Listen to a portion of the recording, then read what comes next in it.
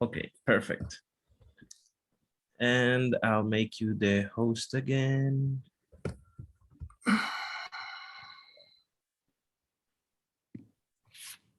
Perfect. Yeah, okay. Share that screen. Oh, wow. I had no idea that it would actually control the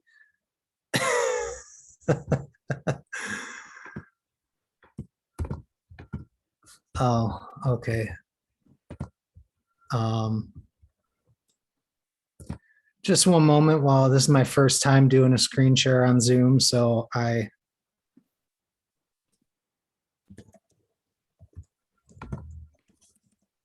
just got to figure out how that works.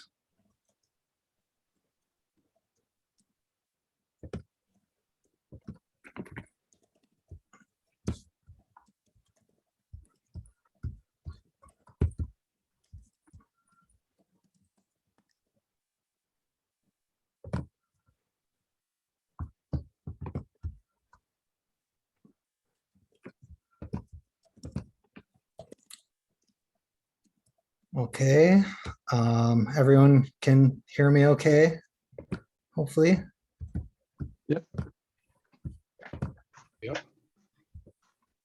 Thanks everybody for coming. We still got people rolling in. Right now, actually, let me get my, let me drop the link for this presentation before we go too much further into our chat here. So folks at home can follow along at their own pace. So I'll make sure that it,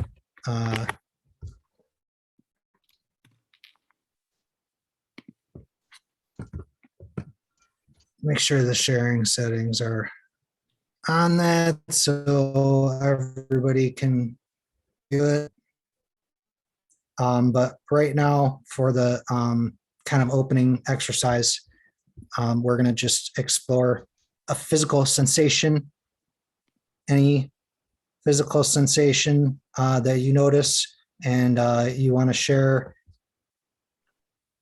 in the chat here. That'll be a great way to get us prepared for this discussion.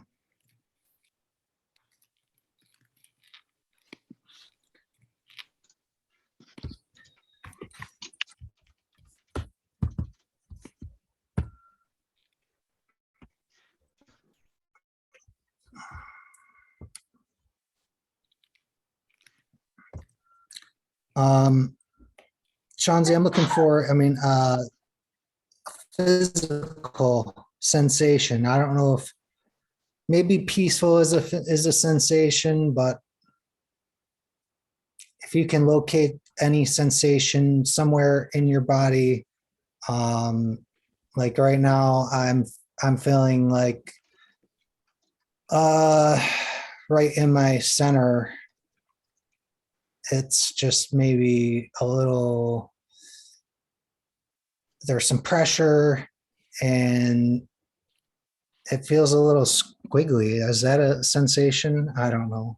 I guess maybe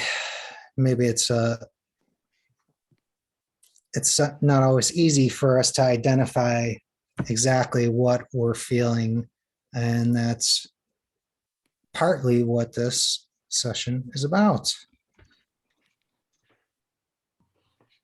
Yes, he is aching.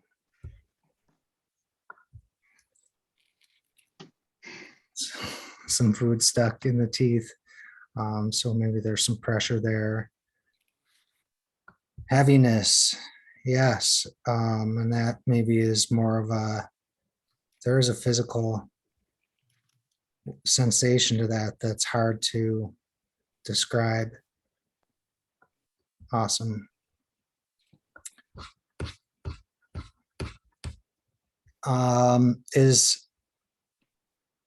Are people familiar with nonviolent communication.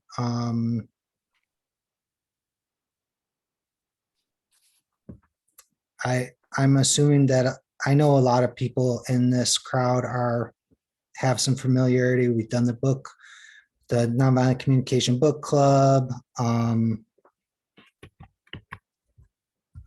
But we're going to go through it real quick. And if you look in the presentation. Sorry. I think there is some people in the waiting room. Okay, let me look. I was getting the notifications about that, but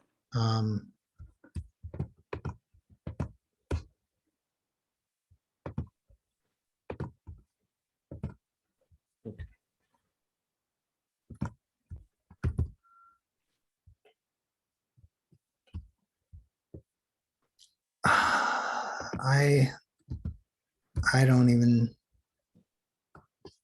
oh, maybe it's up here. It's in participants. Participants.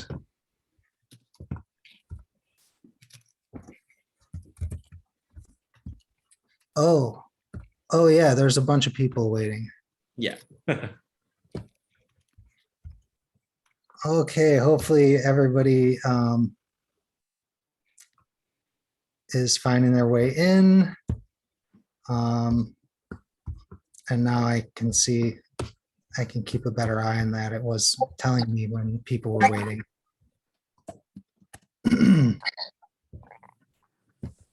Hi, everybody. Hello. We were just exploring some physical sensations within our bodies and sharing in the chat just to kind of warm up the session. At the top of those notes, at the top of the chat is a link to our presentation.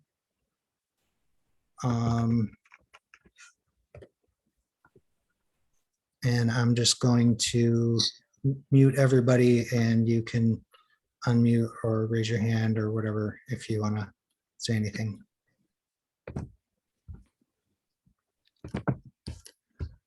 Okay, and as I was mentioning, if you look at the presentation slideshow in the notes underneath there, a lot of the slides have notes and links to more information, to videos, audio, images, whatever that I happen to find along the way. So, so be sure to notice and take advantage of that too if you're trying to find out anything else.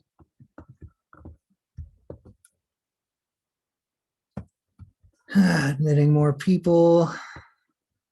Okay.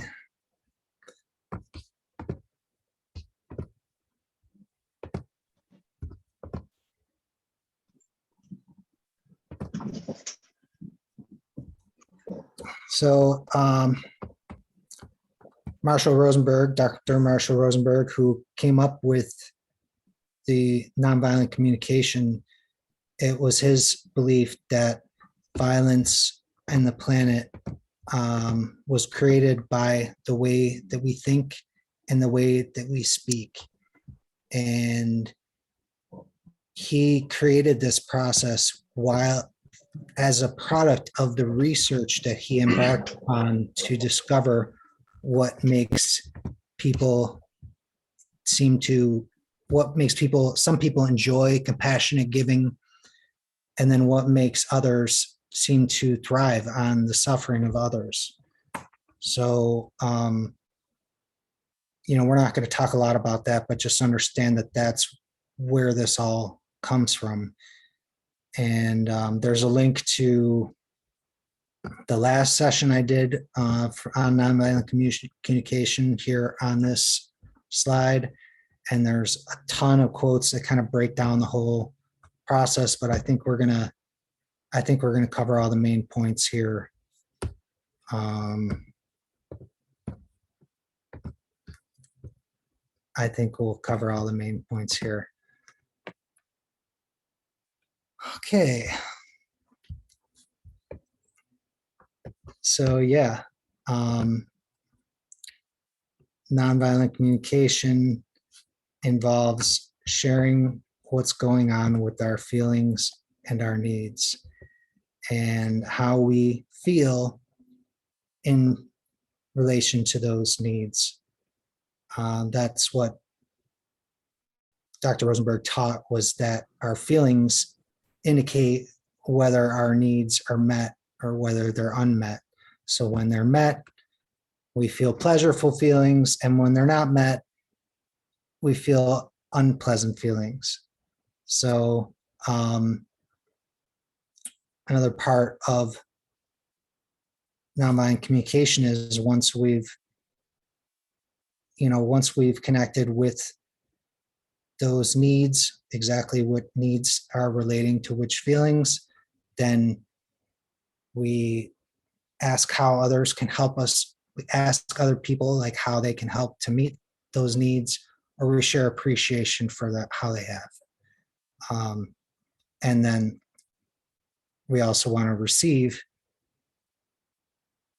the same when something that we do isn't contributing to the needs of someone, that they can communicate with us. Hey, like, this is how I feel when X, Y, and Z happens, which interferes with my needs in area A.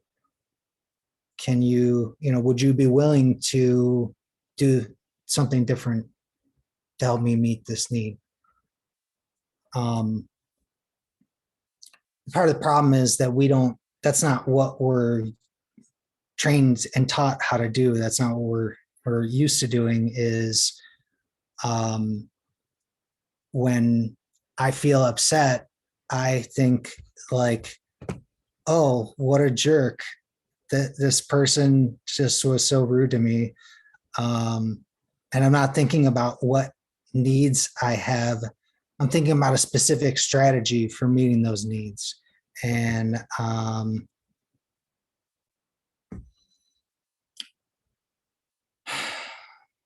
yeah, and nonviolent communication is a core component of our gravity, our whole gravity, foundation for gravity. And it all kind of revolves on a spectrum from creating frameworks that support the kind of community that we want to be able to have, and having measures to address when things aren't going the way that we'd like, or when there's conflicts between individuals or situations where people aren't feeling so great. So a couple important core aspects of nonviolent communication is that the idea is to connect with ourselves in a way that promotes compassionate giving, not judging what people are, like that person's a jerk, that person is so rude, but judging behavior based on how it meets our needs, and avoiding enemy images, which kind of goes into that judging what people are. And we get just, it's hard to explain, but we get caught up in this feeling of just injustice, or that it's so wrong what the person did. And it's hard in that to just really see what is actually the problem. And it's not always immediate evident in the moment.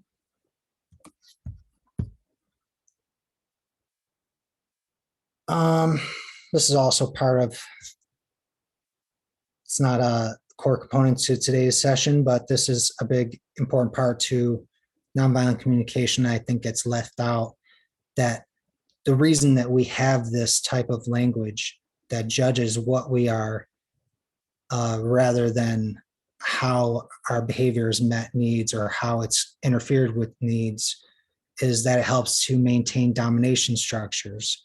And so that we're always looking to authorities on whether we're right or wrong or good or bad.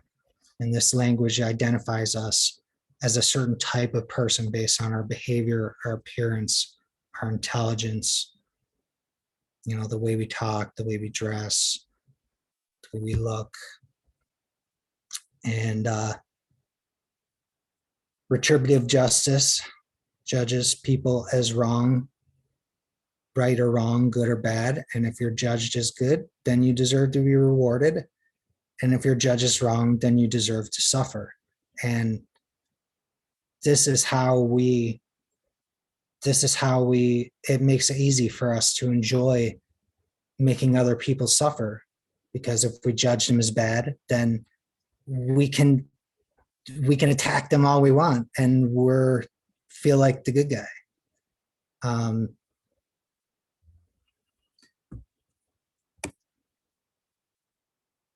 So yeah, nonviolent communication focuses on what's happening to our needs.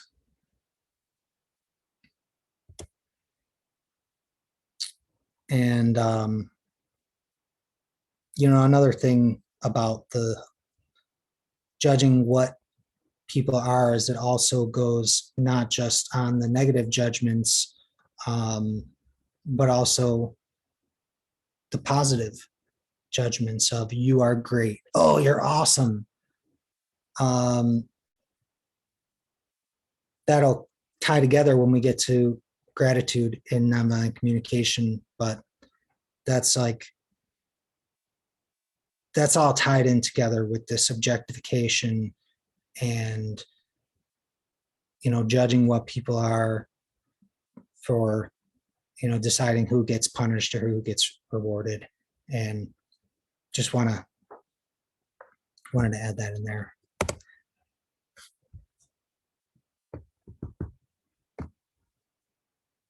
So it's the premise of nonviolent communication that conflicts can be resolved rather easily once we get past our judgments and recognize the humanity of the other person that we're connecting with.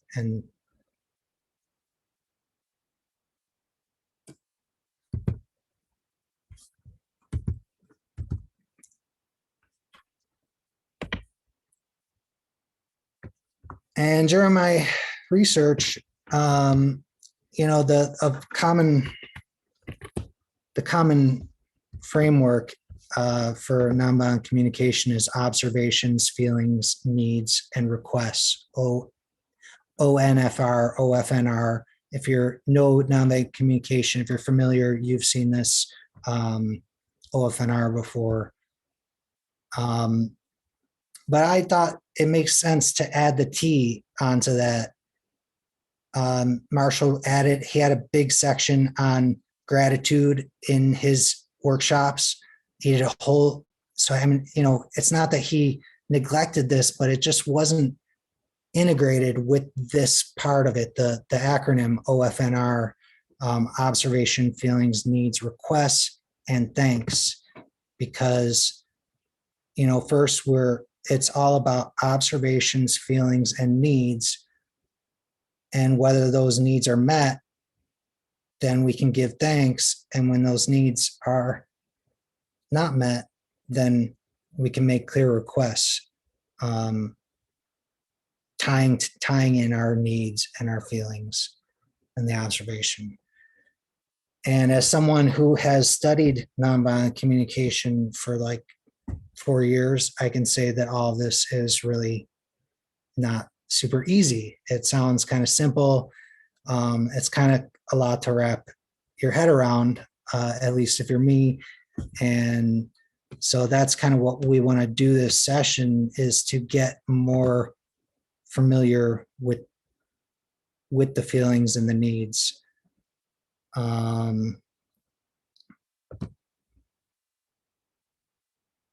and this is a nice,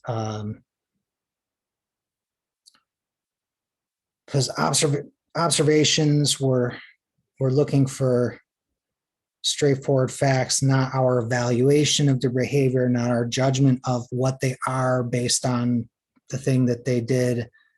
And our needs are going to tie to universal human needs. We're not looking to blame. We're not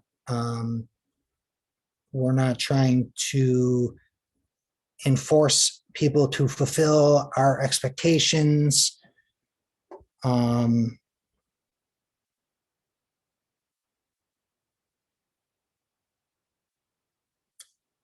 It's a beautiful framework, and there's a lot of moving parts to it, so it's hard to kind of get all in one place. So in a second, we're going to go over a list of feelings and needs and try to get more familiar with them in our own language in ways that we can relate in a language that we would use in everyday conversation. But first, I want to just pause. I just spit out a lot of words, and I'd like to take a little break and hear if anybody has any thoughts or questions they want to put out. We can take a few minutes for brief thoughts or reflections.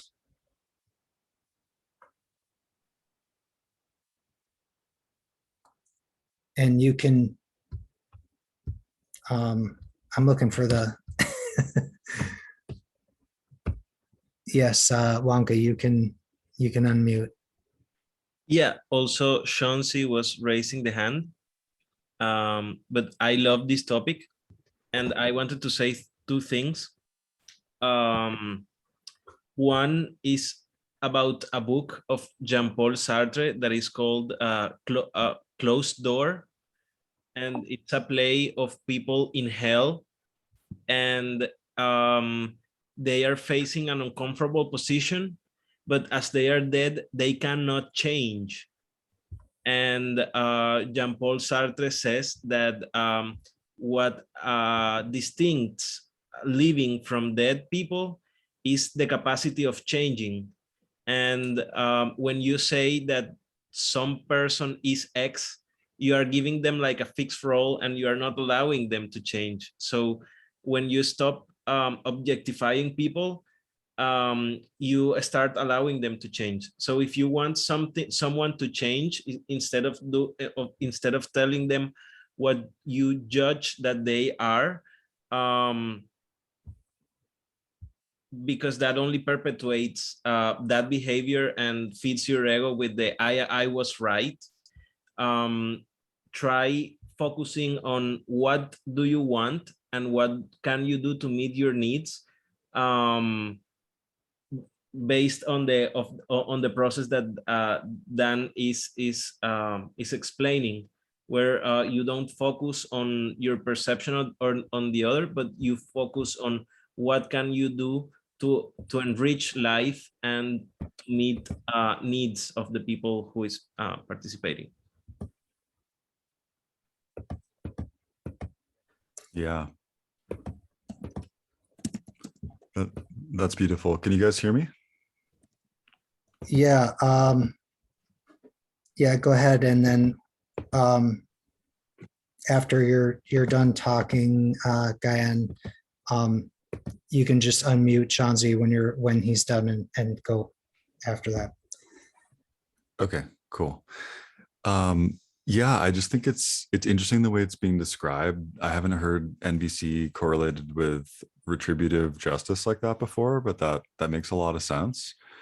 And the notion of just tying into this human impulse of like us versus them. Like I've heard studies where they divide people just totally arbitrarily by like who likes country music or what color your eyes or whatever. And very quickly people will just start talking shit about the other side, basically. And so there is that impulse, but there's also, I think, by focusing on one's own needs, it's also recognizing like these are universal human needs, and not only do I feel them in myself, but other people feel them in themselves as well.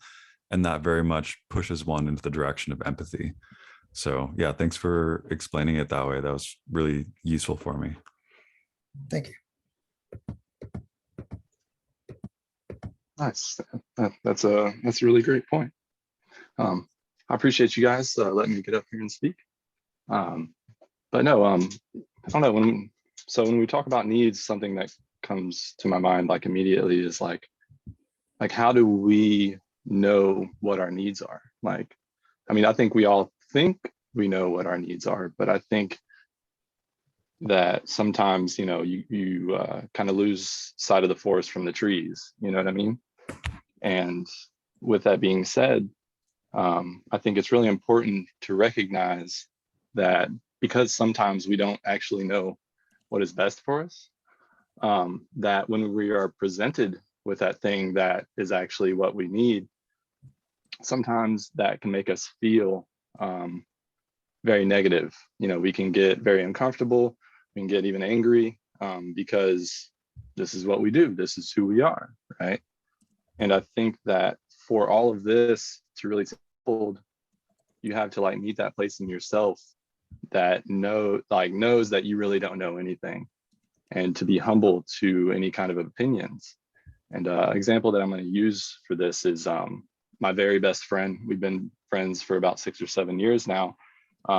He has a way of telling me that I am just absolutely messing up, and that like, hey, you should try it this way. And I may not like it when he says it, but once I do it, I'm like, you know what, you're right, you know.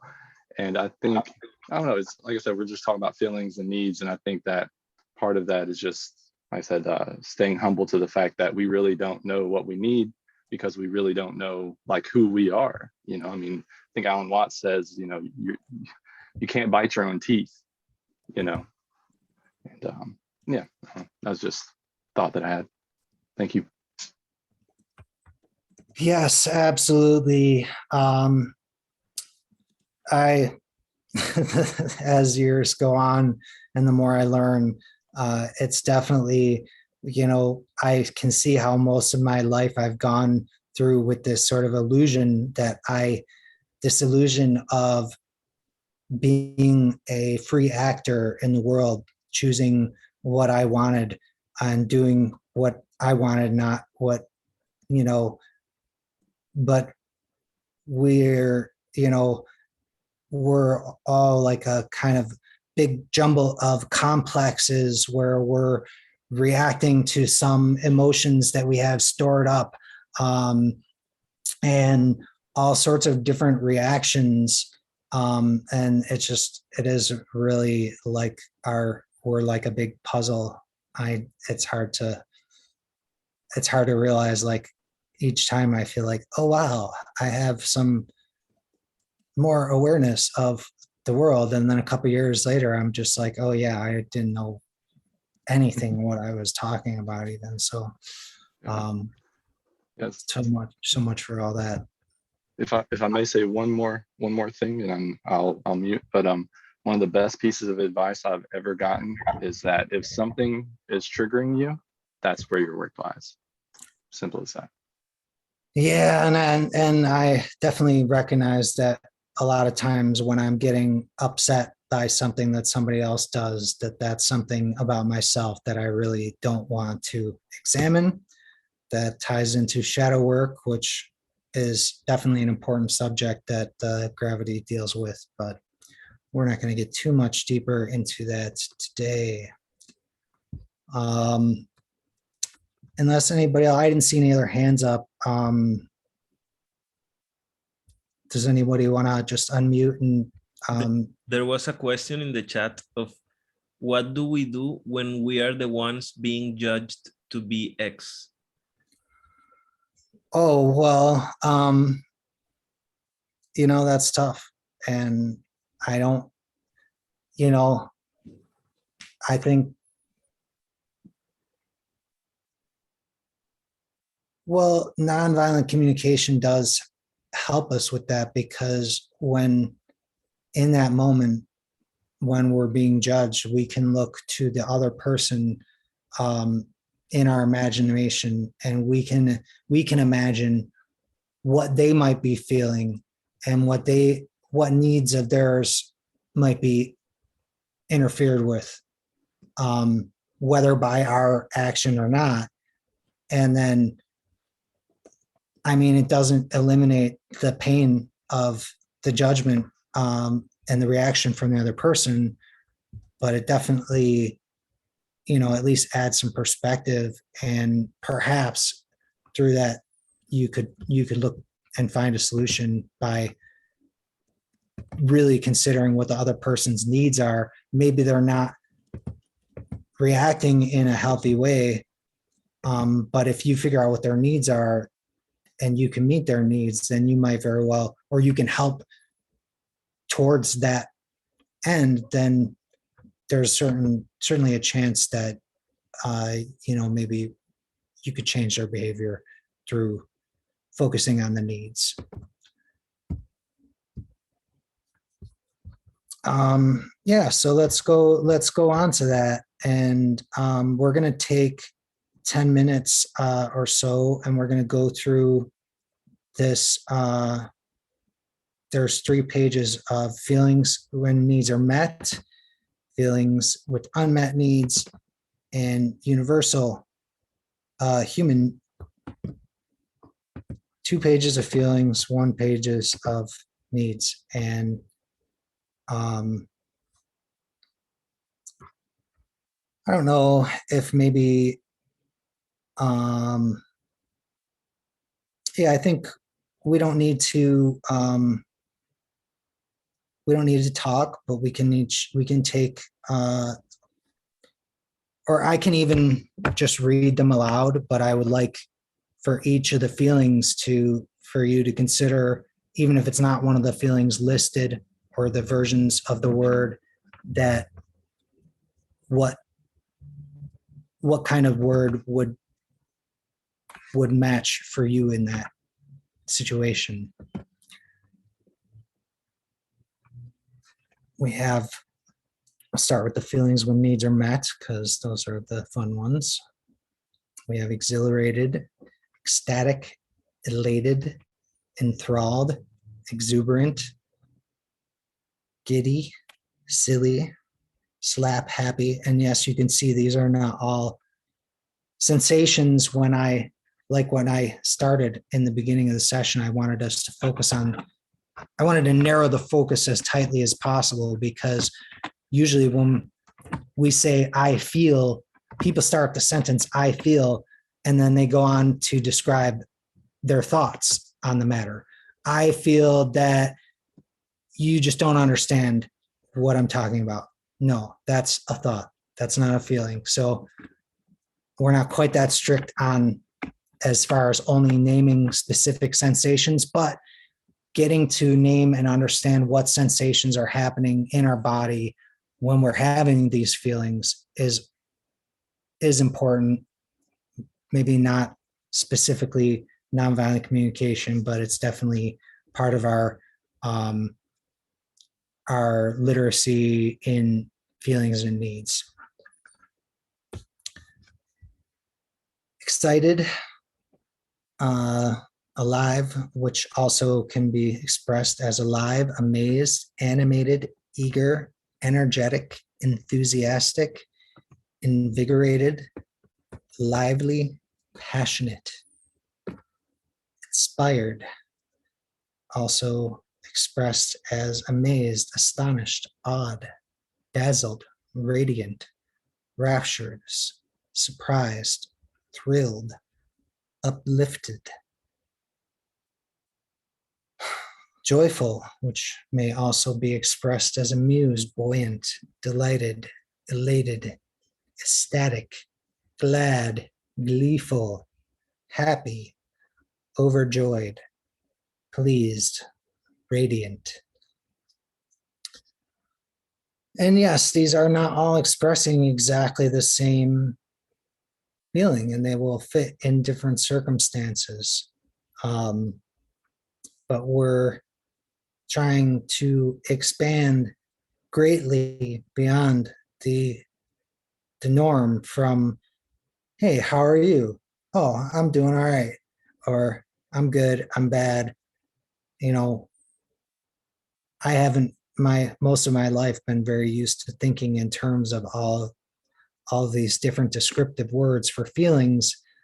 But it's exactly this kind of inquiry into what we're feeling exactly, and not what we're just thinking about a situation, but how we're feeling in our bodies. Of that's going to bring us closer to connecting with other people as people, and not just reacting,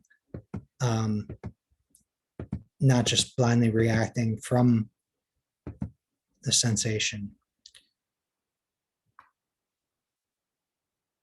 Curious, adventurous, alert, interested, intrigued, inquisitive, fascinated, spellbound, stimulated. So I know not everybody's sitting at a computer or has a pen and paper nearby, but I do hope that you're taking some of this time to specify some feeling words that you connect with, and that you will have better access to in the moment, when usually when something's going wrong is when we need to have the closest attention to what we're feeling. But it's just as important, I would say, to connect with the feelings of when our needs are met.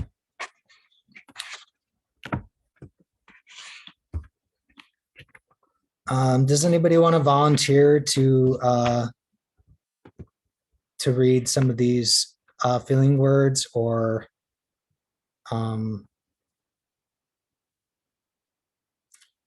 maybe even just choose one from each row and read them off?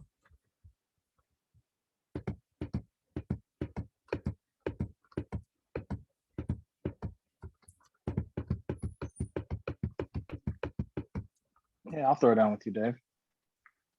Yeah, that'd be great. Just because I think, most times, and the reason why I'm doing this is because the most times that I have been in nonviolent communication trainings or workshops or whatever, we kind of breeze by this feeling section. You see a big chart of all the feelings, and then it's sort of like, I'll get around to that someday. So that's today.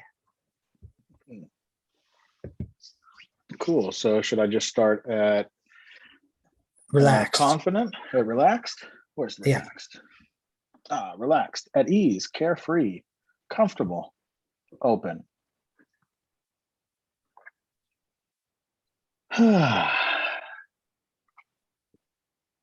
Anybody else?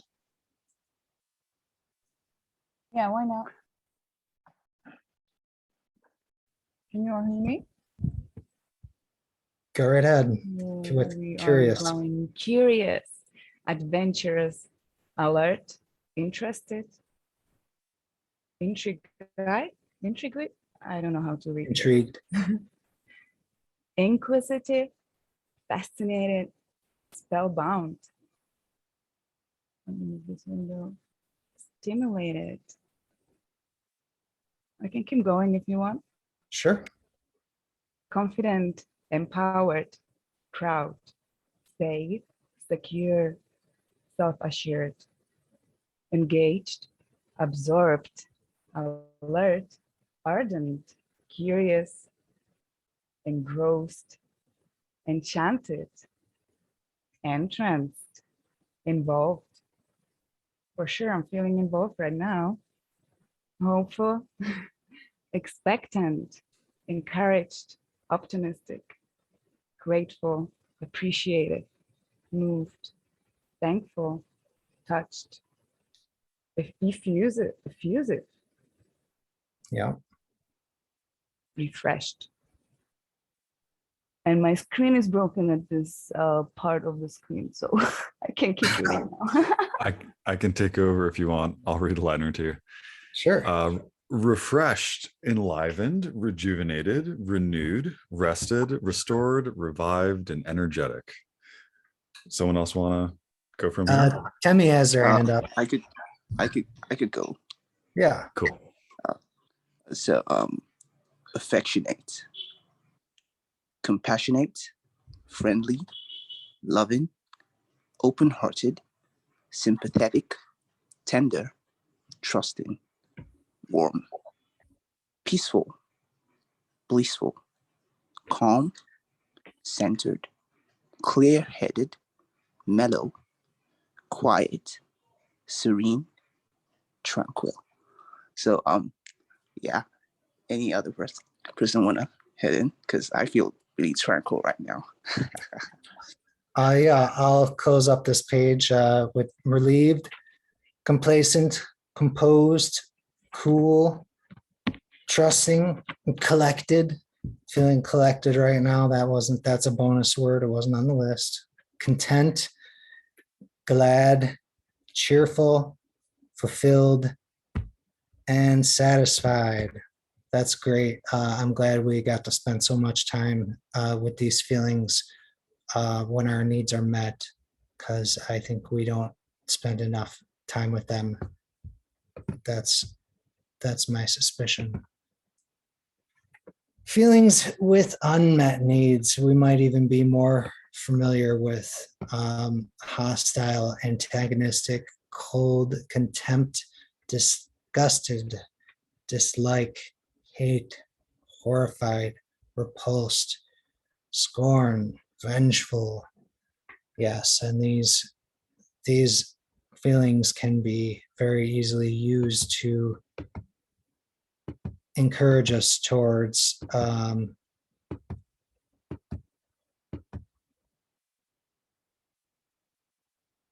that type of behavior that's judging and punishing and all that. Annoyed, aggravated, bitter, cranky, cross, dismayed, disgruntled, displeased, exasperated, frustrated, upset, agitated, alarmed, disturbed, rattled, restless, troubled, turmoiled, uncomfortable, uneasy, unsettled, tense, anxious, distressed, fidgety, frazzled, irritable, jittery, nervous, overwhelmed, restless, stressed. You can see, as compared with like the top line, hostile feelings are sort of pointed at other people: hostile, angry, annoyed, upset. And as you go down, they're less personal. They're more personal to us and what we're experiencing. And that's more what, we're going to feel those. We're going to feel those feelings of anger and hostility and annoyance with people. And those are sort of like our gateway feelings into, more neutral things that we're feeling in relation, or so less personal ones can help getting in touch with these feelings that aren't as directed at other people, can help us to break free of the enemy images and the change our focus more to the needs and not on what we don't like about the other person. Confused, ambivalent, baffled, dazed, flustered, hesitant, lost, perplexed, puzzled, skeptical, torn, embarrassed, ashamed, contrite, guilty, disgraced, humiliated, mortified, regretful, self-conscious. These are some more gateway feelings that could, maybe help us get closer in touch with the needs. Longing, envious, jealous, nostalgic, pining, wistful, yearning, tired, beat, burnout, depleted, exhausted, fatigued, lethargic, listless, sleepy, weary, worn out, disconnected, alienated, aloof, apathetic, bored, distant, distracted, lethargic, lonely, and numb. Sad, blue, depressed, dejected, disappointed, discouraged, downcast, downhearted, grief, hopeless, shocked, appalled, disbelief, dismay, horrified, mystified, startled, surprised, pain, agony, anguish, bereaved, devastated, heartbroken, hurt, miserable, and wretched. All of those feelings are indication that we have some unmet needs. And so, and we should use those feelings as a reminder that, oh, some need of mine isn't met. Does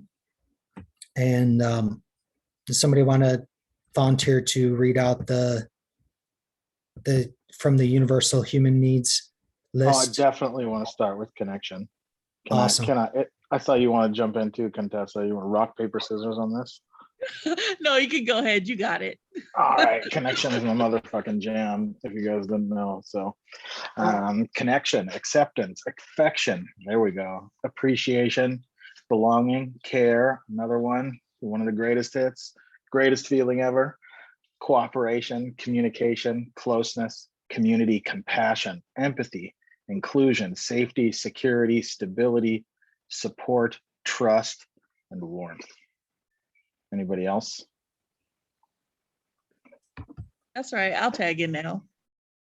Well-being, air, food, movement, exercise, rest, sleep, safety, shelter, touch, water, honesty, authenticity, integrity, presence.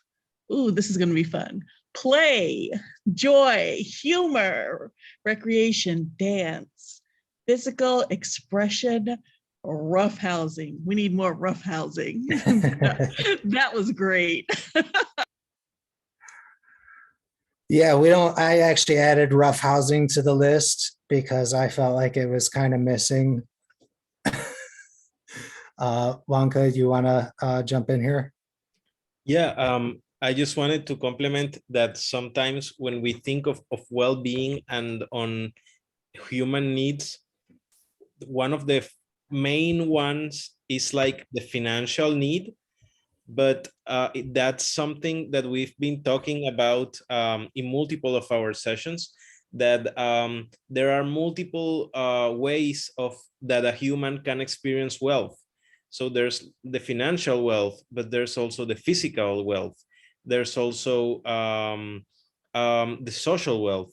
So in this well-being, it really resonated with me that some of these definitions of well-being or needs for well-being are more human than economical, and we sometimes think that the needs of people are only economical. Yeah, and that's exactly right. And in nonviolent communication, money is not a need, it's a strategy. You know, your need might be security, shelter, food, but your strategy in that moment is, oh, I need some money. And so that, you know, it does encourage creativity in considering our problems as bigger than just what the strategy that first comes to mind, or when somebody interferes with one of our strategies to open our mind a bit to consider, well, what do I really need here? And how can I work with this person so that both of our needs can be met?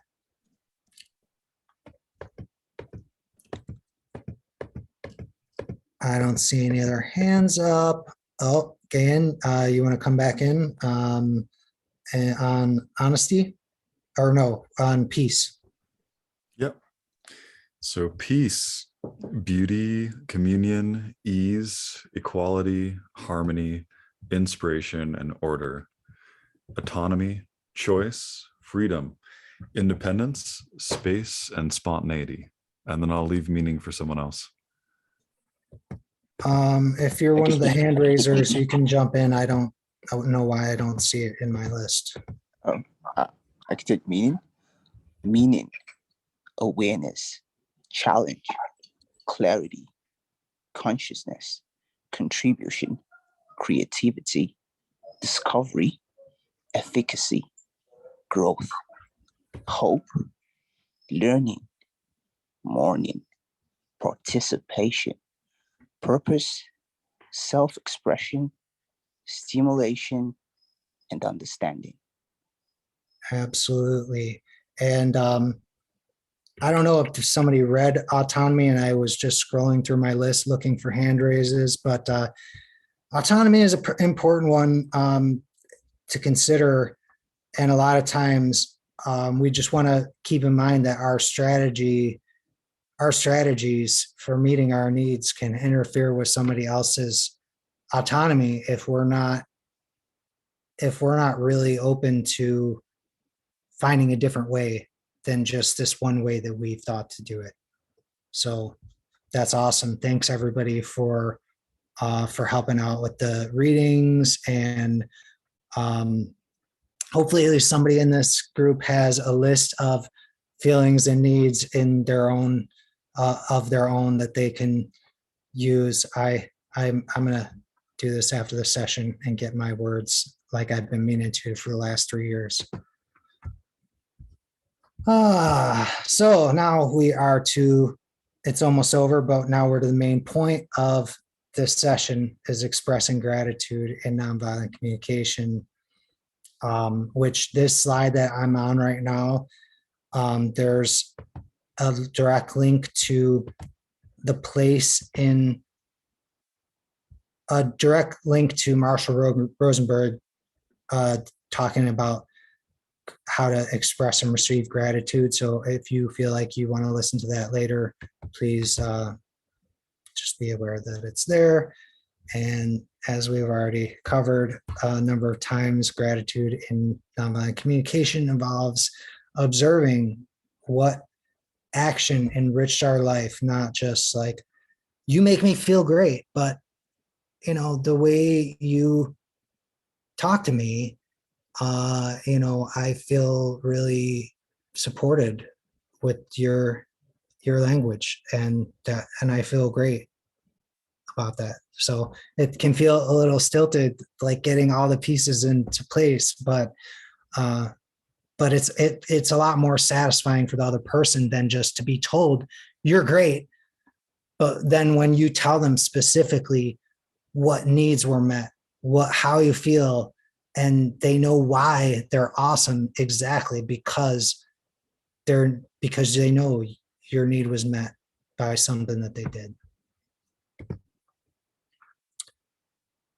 So there's some exercises. This isn't really meant for us to do, but just for us to consider for the future, or you can try this at home. Think of a gratitude that you would have loved to receive but didn't. Practice how it would be expressed as observation, feeling, and need. And then imagine telling them about this exercise and why, and ask them why they didn't share thanks. And then similarly, think of a gratitude that you haven't expressed but would like to. Think of the reasons why you haven't expressed the gratitude, and then write it down in a nonviolent communication way. And then here in the links for this slide, this is a giraffe gratitude journal. And there's on the second page is a journal. When I remember, I feel, because it contributes to my need for, and so if it makes it easier for you, you might like this journal that Kate Raffin made in 2018. And there's a whole session that Marshall did on gratitude, also linked there. And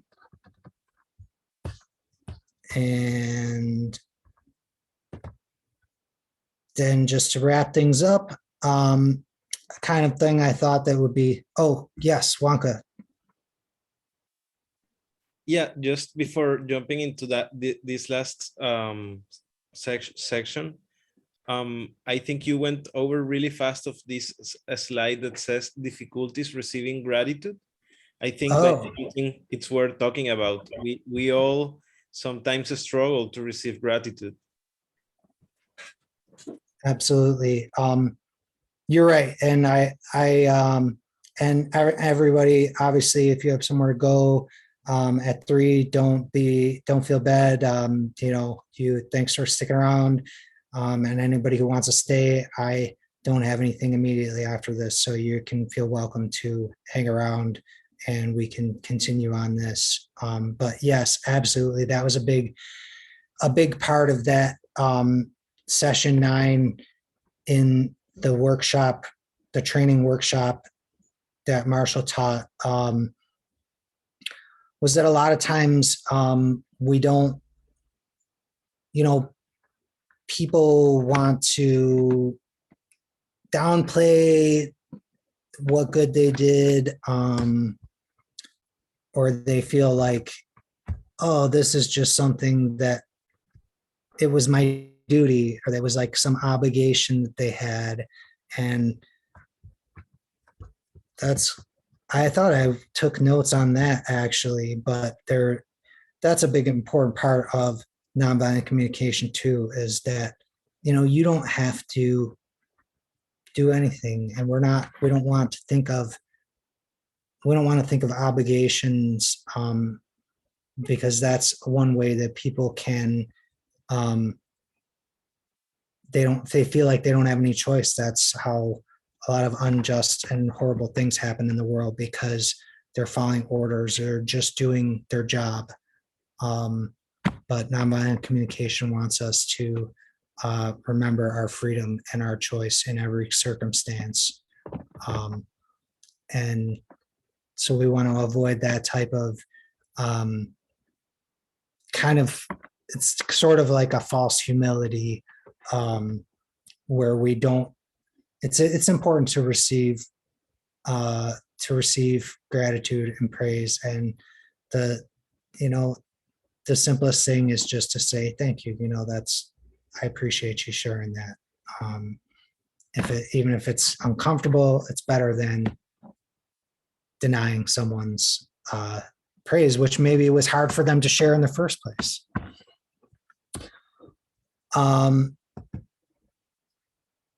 So if you have been around the Token Engineering Commons with Gravity for a while, then you probably know how to do praise. But if you haven't, you can go to the praise channel on our Discord server and type /activate, and then you can use the praise command there. And we did this a while ago, and it was at first my thought of trying to add the feeling and the need to every time we praise. But I think it's maybe simpler just to add the need, what need was met, because I think that can add a lot and is not too much extra work while we're in the middle of a praise to think of what need was met by the action that we're praising. And with that, I just want to open for any discussion, questions, comments.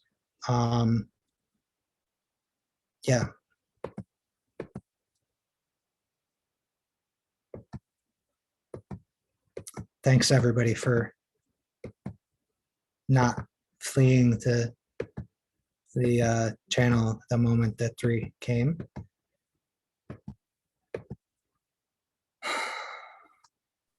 I also want to go a little bit deeper on this last TC Praise invitation. And I sent the Discord link for the TC. And there we have this cool thing that is called the praise system, where when you praise other people, after some time, that praise turns into our token, the token of our project. And then we distribute tokens as a reward for the people who received praise, rewarding their contribution. So if you're not familiar to the TC, the first thing you have to do is to join into the Discord server and feel the some of the things for, so that we can know that you're a human. And then below the community section, there's the first text channel is called praise. And if you haven't praised before, the first thing would be to write /activate, and then you link your MetaMask account to the praise system. And then you use the /praise command, and you then write the handle of the people that you want to praise, and the reason why for they are receiving that praise. Thank you for sharing that extra explanation. I kind of assumed everybody would know about our ways, but it's very good. Thank you, Anka. Contessa, you had your hand up. Do you want to share something, or? I do. I did not know that I needed this session today.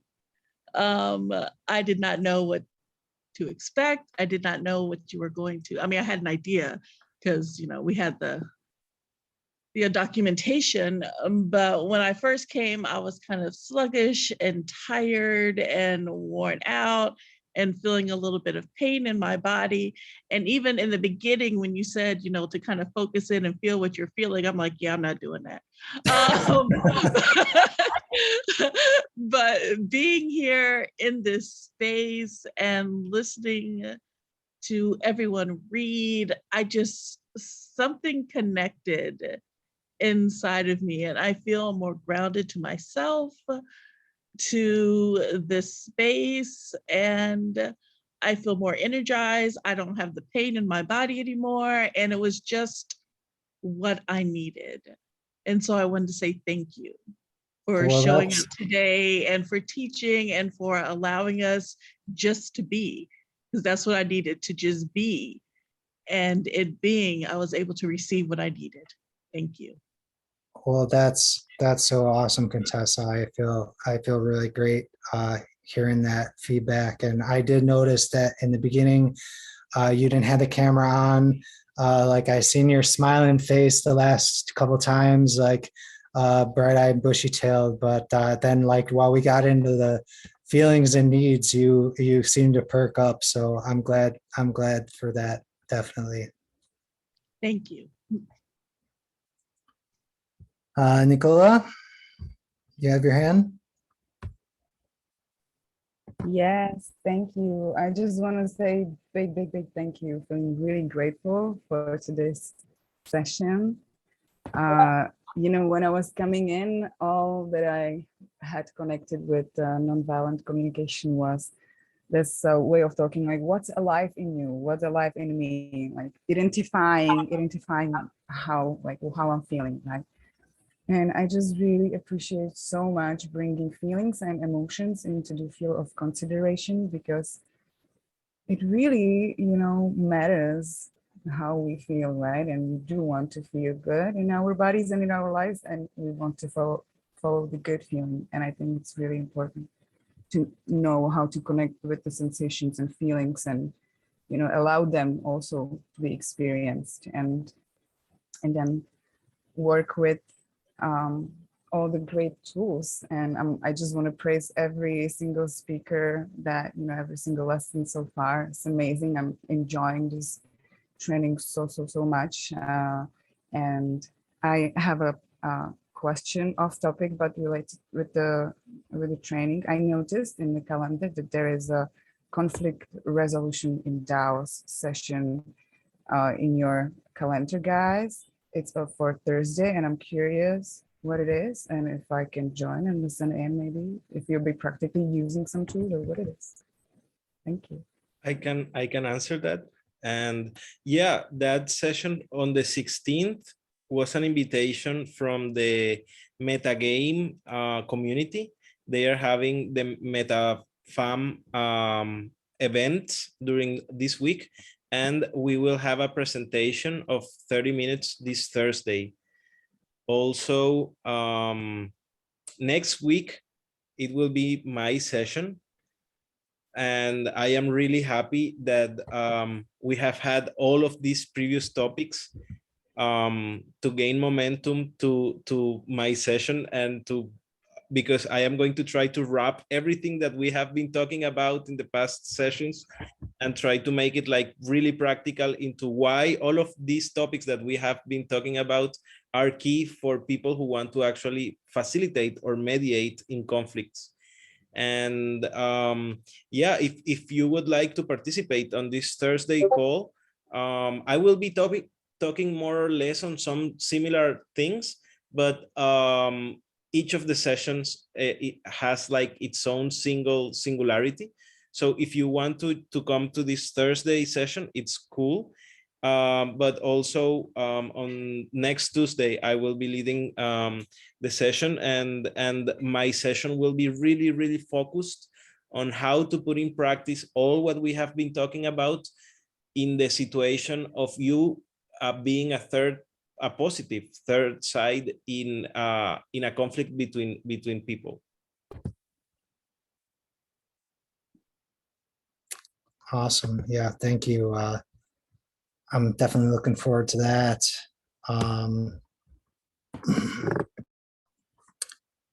Sorry, anybody who was writing in the chat, I wasn't able to stay with that while I was leading, but I am going to save this and we'll see. Maybe there's some good stuff we can bring over to our Also following Discord chat. And Aloysius is raising their hand. Absolutely. Jump right in. Hey there.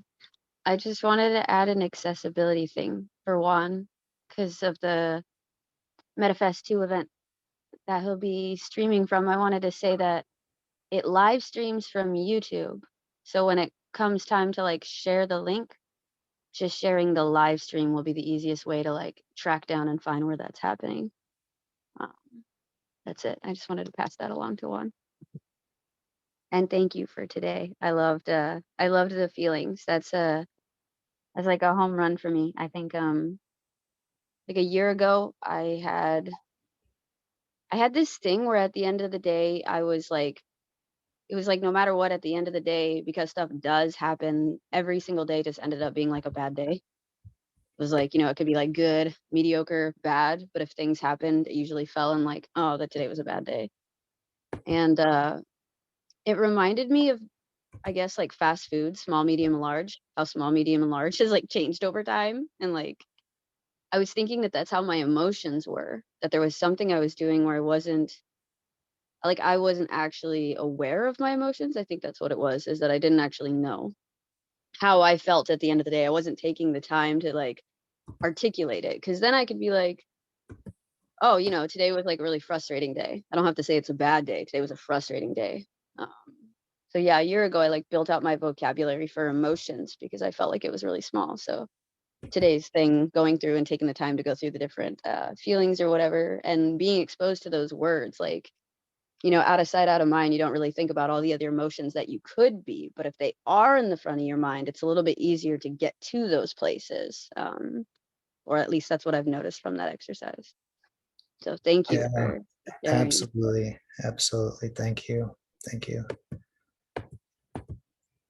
Yes, the feelings and all the variety of them are not always like super accessible. And that was definitely the reason why I wanted to go through that list today and really take the time, even though it ate up a lot of our session.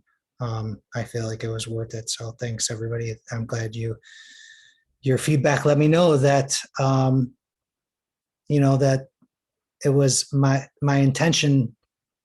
That's one of the things that Marshall says, that it's not just important that we're working with the intention to serve life, but we need feedback to know for certain that we have, and that's what is so important about gratitude.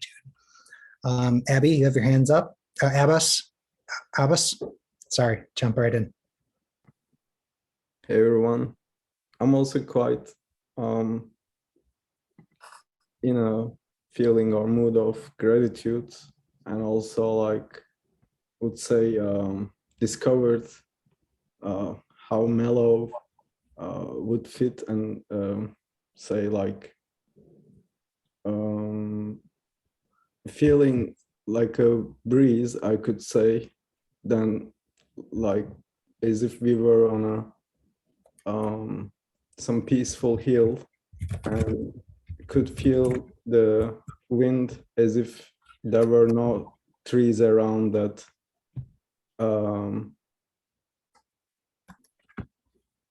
Yeah, that are too much.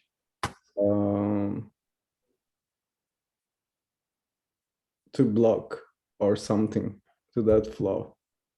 So like with this one, I felt like, hey, overall, like lots of feelings. There are many versions to express a feeling, and they are not like so differently expressed in levels. Like so many comes back to a few categories, but yet inside there is a some equal feeling, like each happen to feel similar. I don't know what's that about the words or magic or feelings, like the magic around that feelings, but yeah, I think I should have really use praise system, for example, for a long time. And by coincidence, I did that like last week. Hey, like why I am not doing it? Yes, but I knew what was stopping me, so I want to share.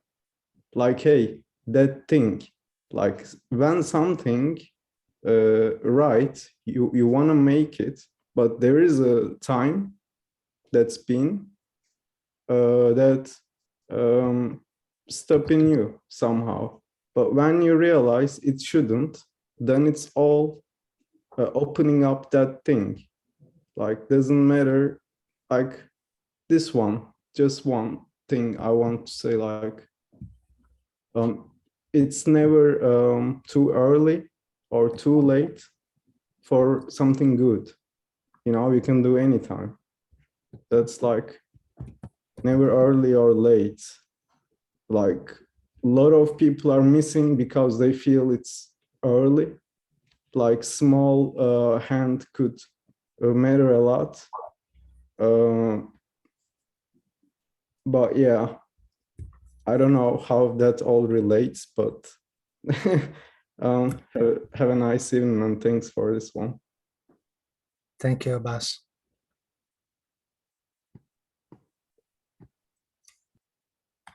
And if anybody wants to unmute and jump in, now's your chance, or we're going to drop out here pretty shortly.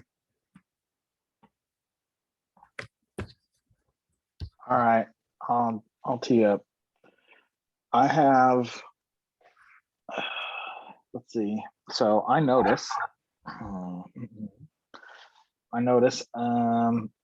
a sense of discomfort, like some agitation, like anxiety. around the possibility of expressing needs. And it feels like a sort of minefield, right?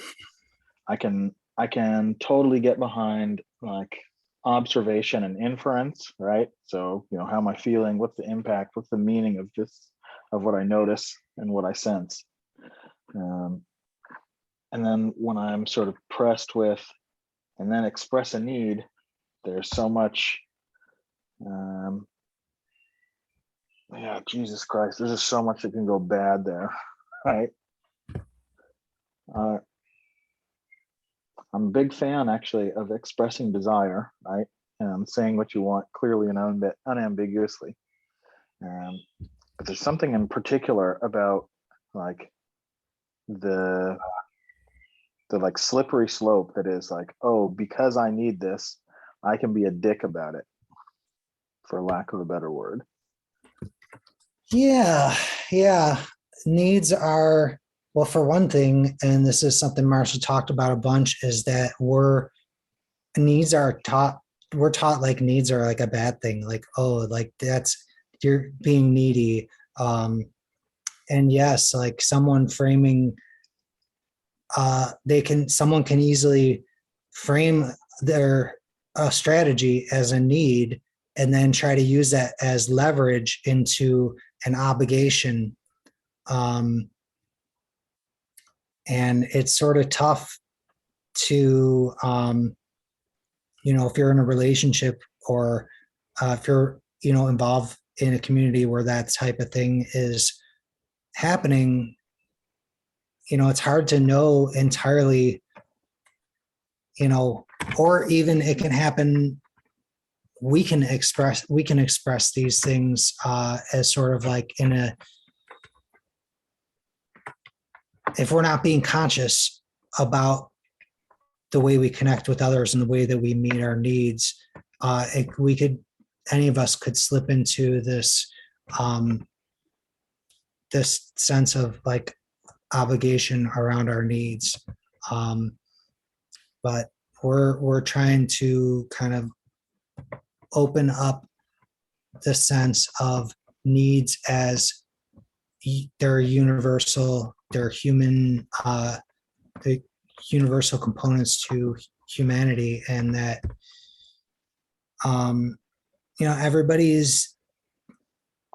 everybody's needs can be met. If we're open to to more than just our specific strategies or the flexibility around our strategies. And I'm not saying it's easy or any of this isn't easy necessarily, but it's definitely worthwhile. I also want to complement that sometimes we had valid needs and we have identified well our feelings and our needs. But then when we try to express a request, we end up expressing a demand.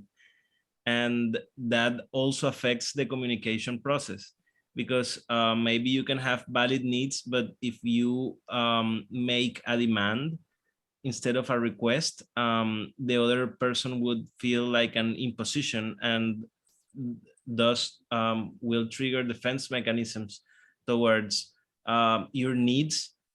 And that could be worked out if we also think on the way that we are making our requests.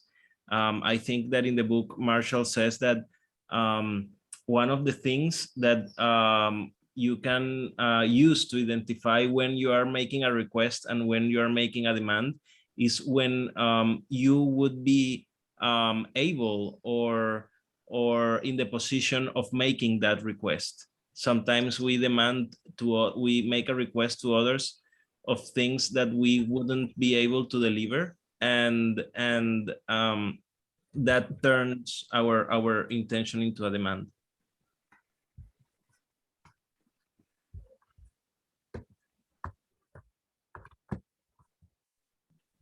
Irene, please feel free to talk.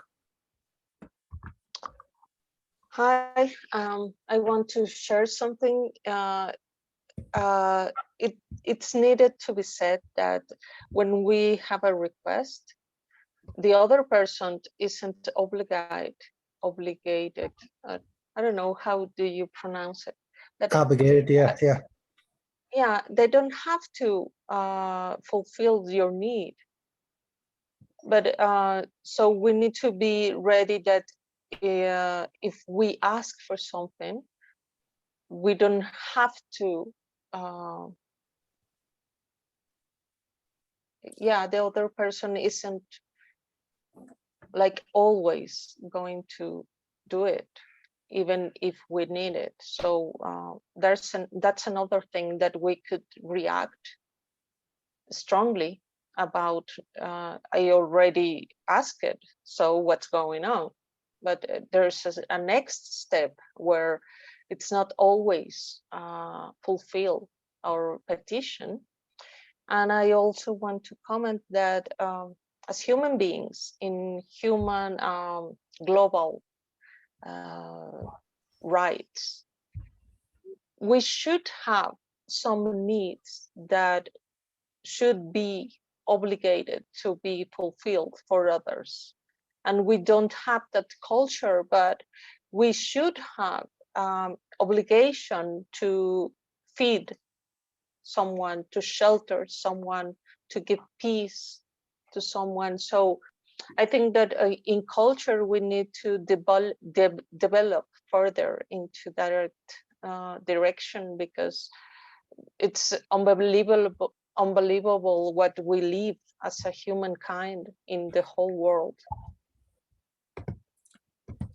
Yeah, and that was on your first part, kind of ties into the idea of strategies, that a lot of times what we ask somebody, we're asking, what our request is a strategy, a specific strategy for meeting our need. And you're right, nobody's obligated to meet our needs, but moreover, sometimes we're just asking a specific way to meet our need. But even then, no one is obligated. It's more, I guess once we're 18 or 21 or whatever, then it's our responsibility to meet our own needs. But also, you're right. This is tied in with Marshall's presentation of MVC that, and I don't have the information right on me, but I should have added this to the session about the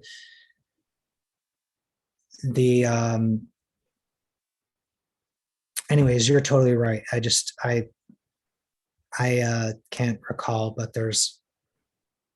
but part of the research around this involves the intention towards judging an economy based on human needs rather than rich people getting richer. Abbas? Oh, actually, that's been some focal point in my works, or maybe also sort of revelation, but still exploring that expression, an effective expression of demand.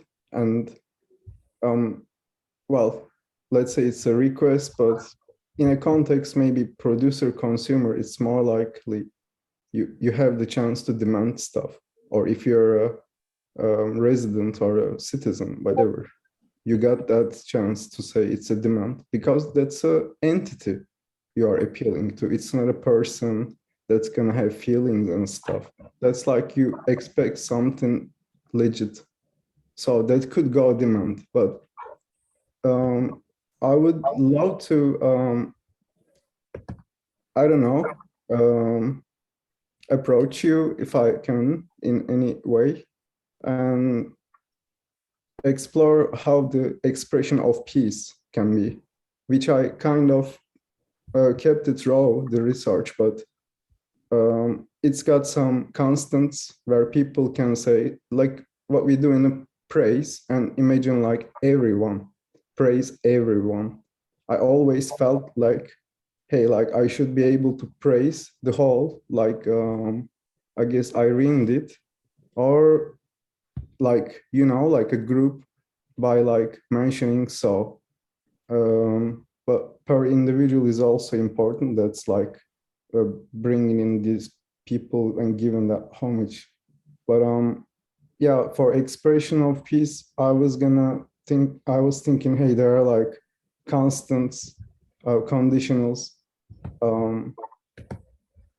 dynamics and potentials in that, and some goes more like a constant behavior. You can say like, hey, I'm in peace with every nation, doesn't matter, you don't say a difference, you know, you don't maybe say these countries are so-called my enemies, you know, like that's enforced like by media or history, but I'm not, you know, I'm not inheriting that, so to say.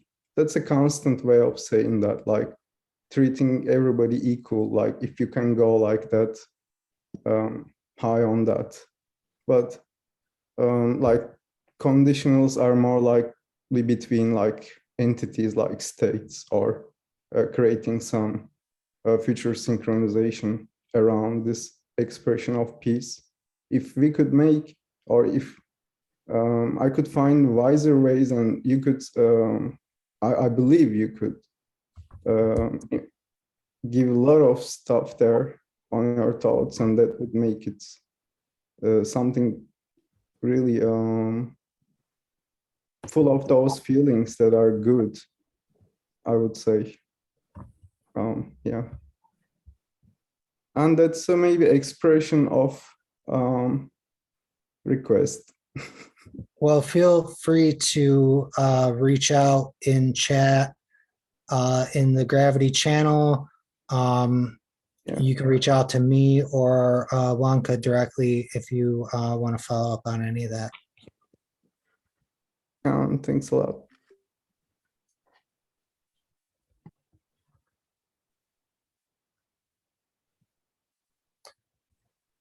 Oh, I think Gabriel is the last one. All right. Hi there. I just wanted to say thank you. I really appreciate you bringing Marshall Rosenberg's work into these spaces. I feel like it has a lot to say, and not just about basic human-to-human interactions, but how we might organize on a larger scale. Like, because once you start unpacking what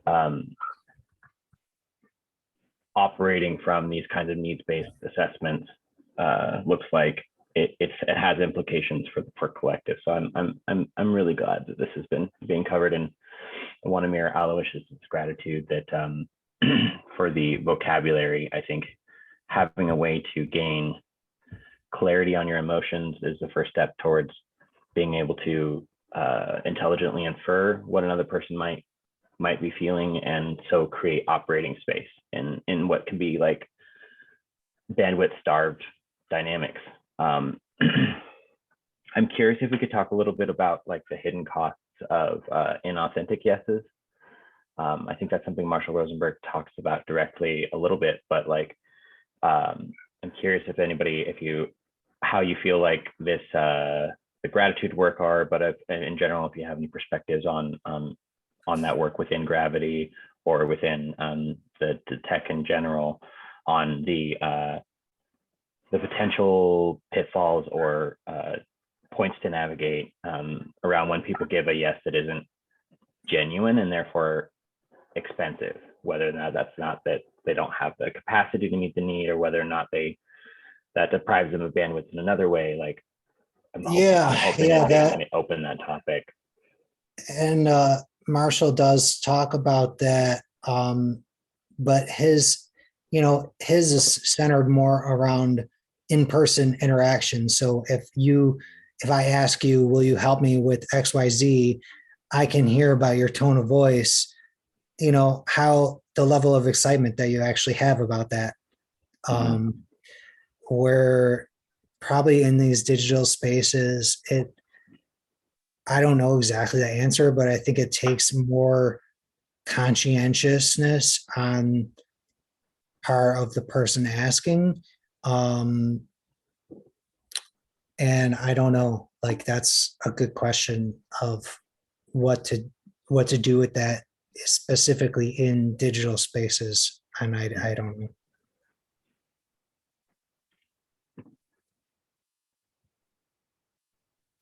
I also think that this is a long life learning. So it's like you continue learning every day and by practice. Like one thing is understanding it, but then the other thing is practicing it. And maybe you can understand that you are responsible for your own feelings, but you find yourself sometimes telling someone other, hey, I am feeling because you, and then you like get into that chip and you say to yourself, hey, I am giving that responsibility to that other people. So it's like a lifelong learning, all of this nonviolent communication, all of this conflict management, or at least that's the way that I perceive it, because we all the time will face conflict, we all the time will face communicational constraints, all the time we are talking with people with different cultures, with different backgrounds, with different understandings and perceptions of reality. So being aware of that the way that we express our feelings and our thoughts is as relevant as the thoughts themselves, and the impact that they can have can help us get a little bit farther into the way that we coordinate peacefully and that we coordinate with others without any influence of or type of violence. Right. If you don't mind me unpacking the why I'm thinking about the specific subject, Marsh, they talk about in their work the concept of like emotional triage, like when a person isn't resourced. I believe that's Marshall Rosenberg work. Might be wrong. Of emotional triage, when a person isn't resourced to be able to answer or operate within the parameters you're trying to set forth, there are ways and strategies you can implement to like to help give them the operating space, to like give them an organizing principle. And I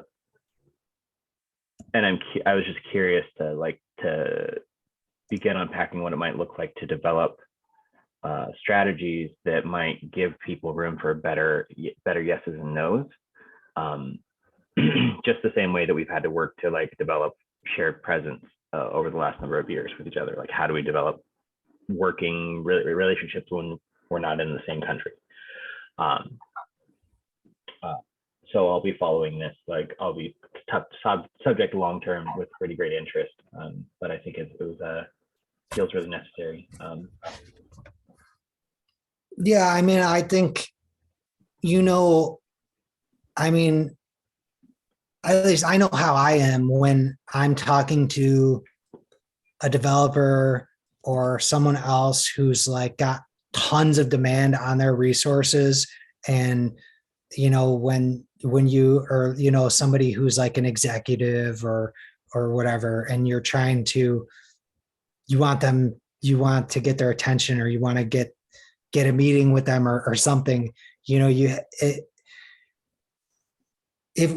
it might be helpful to use that as like a starting point to think of how do we talk with people when we know that we already know ahead of time that there's going to be some reasons why they might say no or whatever.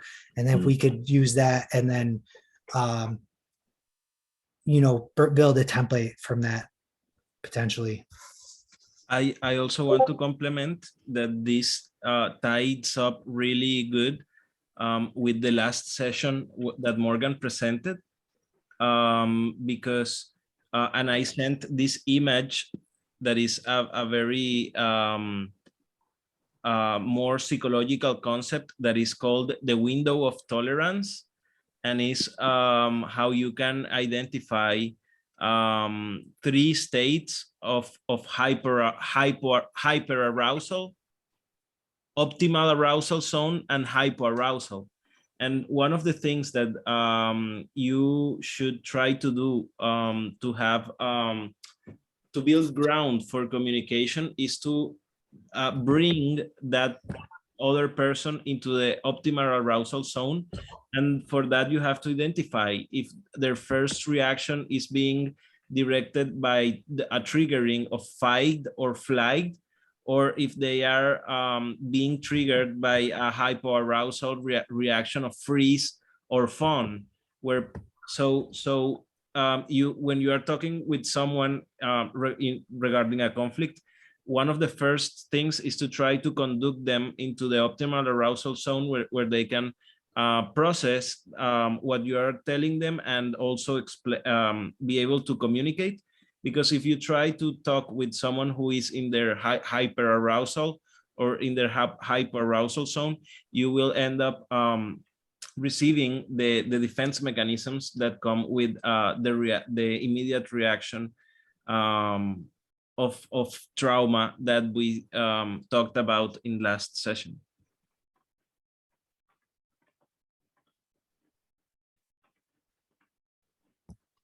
Yeah, it's a good, I did really like that. I had never heard so many, like I just recently heard there's fight, flight, reflex, and then there's the freeze, and then, but Morgan just added like a bunch more to it that I don't even remember it all off the top of my head, but that's something I want to spend some more time with for sure.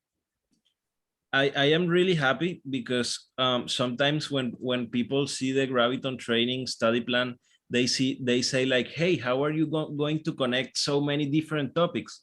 But I see them really connected one to each other. And like once we continue advancing in the sessions, you will see how all of this ends up being like important pieces of a puzzle that you can play and move in different in different positions when trying to face a conflictive situation. So yeah, how trauma can be connected with nonviolent communication, trauma-sensitive culture. And you end up seeing that when you are trying to communicate with someone non-violently, you also have to be able to understand the state of mind of the other person and what is the trauma that they are carrying or acting to or responding to. So all of this gets connected to the whole intention of the course. But yeah, with that, I don't know if other one wants to close this session, but I think we are very past the hour, and it has been a really cool session. Thanks everybody for sticking around.